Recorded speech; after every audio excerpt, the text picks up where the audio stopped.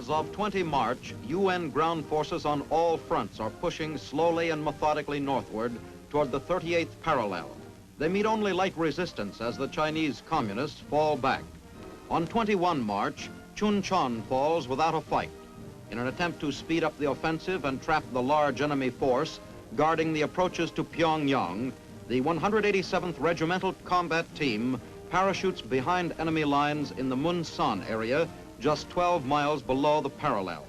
At the same time, other UN forces drive northward along a 15-mile front above Seoul to meet them. However, the main body of the communist troops escaped the trap. By 31 March, South Korean forces in the east have already crossed the parallel and are moving inland from Yongyang. In the west, a U.S. tank column crosses the 38th parallel north of Seoul.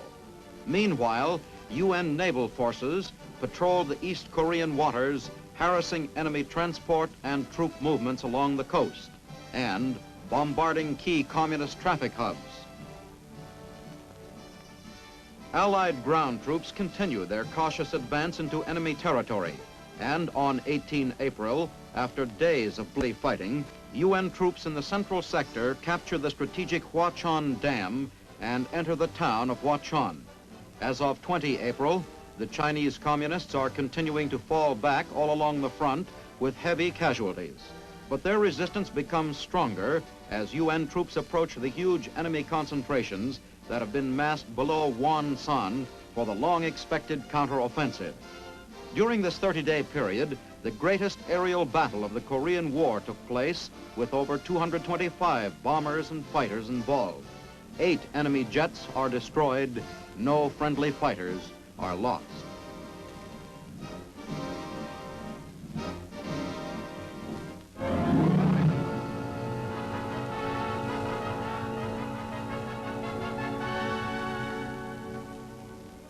On this map of Korea, a crudely improvised tomahawk marks the jump area for a parachute operation beyond our front lines.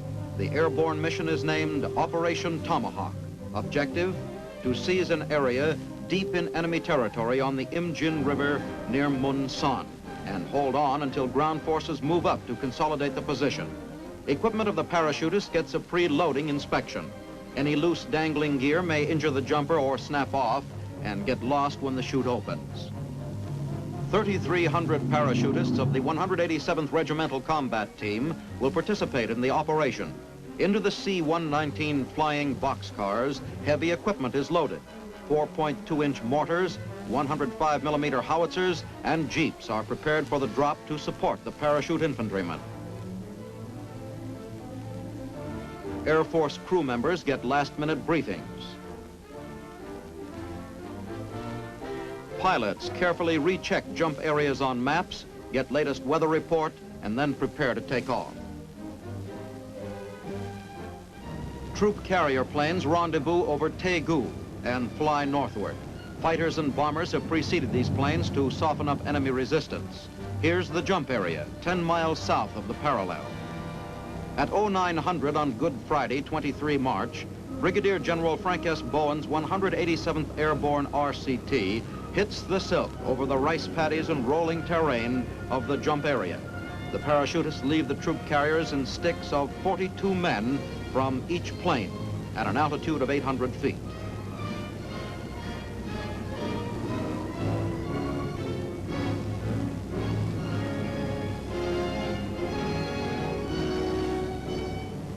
As soon as all parachute personnel have jumped, the flying boxcars start delivering the heavy equipment. In this plane, jeeps and trailers are being dropped. A small parachute is released to aid in pulling the heavy cargo from the plane.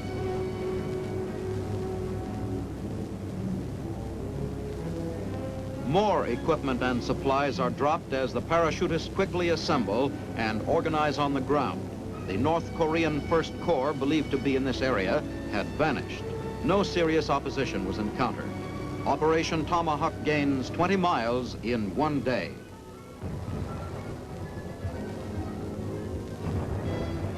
Just before nightfall, the first tanks of the 24th Infantry Division link up with the parachutists.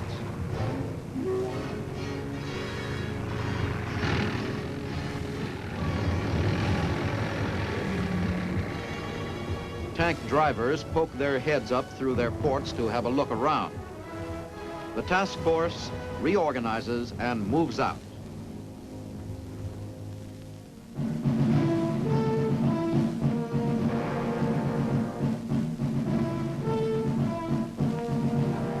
While foot troops move up, tactical air makes a coordinated strike against the enemy's hastily constructed fortified positions in the hills.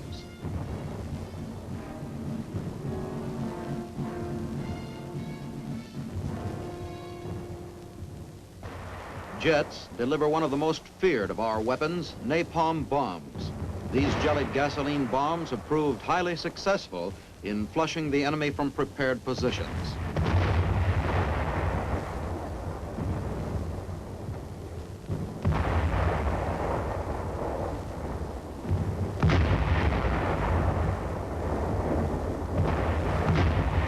With air and artillery preparation completed, riflemen take up the assault and overrun the enemy's defensive lines before the communists can recover from the shock of the bombardment. This assault moves the United Nations forces one step closer to the communist-violated border of the Republic of Korea. The enemy increases his defensive fires, resisting stubbornly, sometimes fanatically, as the area of the 38th parallel becomes a battleground for the fourth time since the war started last June.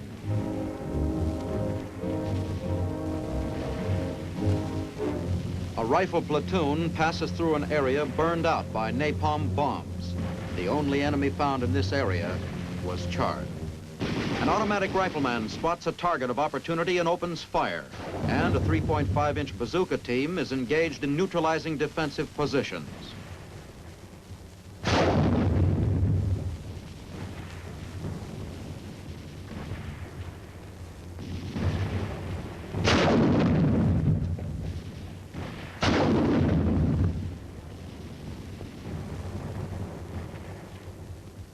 And, as always, there is just one more hill to take before the assault is completed.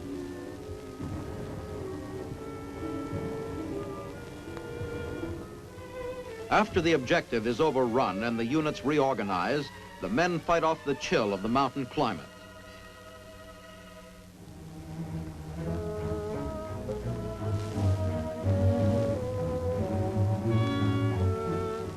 The serpentine route of the Imjin River creates a land pocket with a natural water barrier on three sides near the 38th parallel.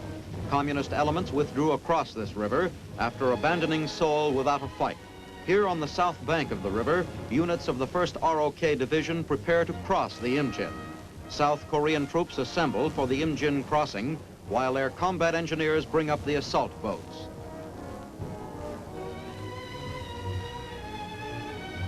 Brigadier General Paik Sun-yup, commanding general of the 1st ROK Division, supervises the operation which was planned by his staff officers. Areas suspected of containing hostile forces are plotted by artillerymen.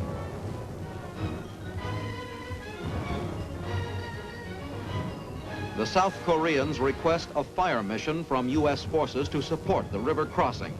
The mission is coordinated and artillery pieces fire as requested.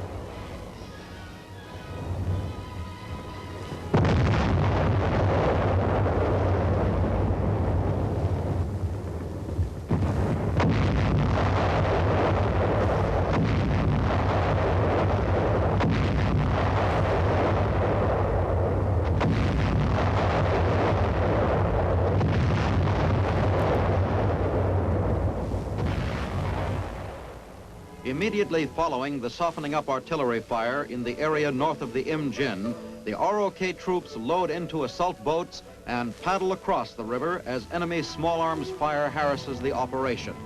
Enemy forces on the north bank, scouted earlier by a patrol, are estimated to be in company strength. This crossing is being made near the site where the main Allied supply road spanned the Imjin last year when United Nations forces were fighting in the Pyongyang area to the north.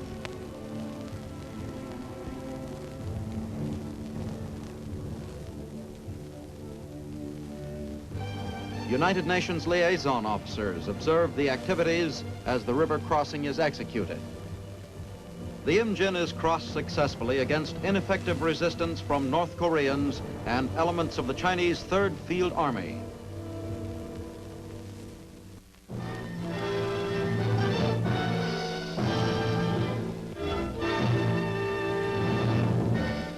In the shadow of Paris's famed Arc de Triomphe, General of the Army Dwight D. Eisenhower takes command of Supreme Headquarters, Allied Powers, Europe, at his temporary headquarters in the Hotel Astoria.